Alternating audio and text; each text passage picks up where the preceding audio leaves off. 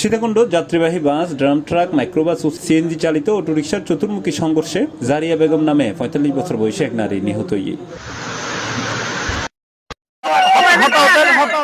এ ঘটনায় অন্তত আরো ২৫ জন আহত হয়ে বলে জানা গিয়ে সোমবার রাতে ৯:৩০টার ইক্কি উপজেলার ডাহা চট্টগ্রাম মহাসড়কের বারবকুণ্ড বাজার এলাকাতে এই দুর্ঘটনা ঘটে। আহতদের মধ্যে বাস, মাইক্রোবাস ও সিএনজি অটোরিকশার যাত্রীও আছে।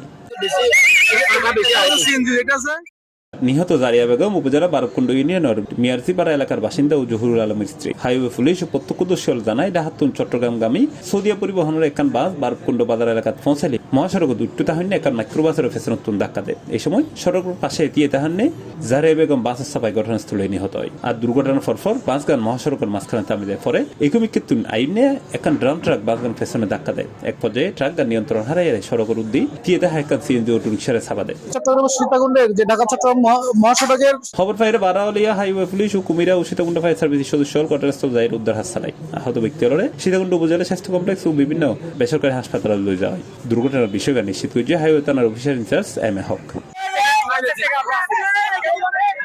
C plus TV, Chittagong.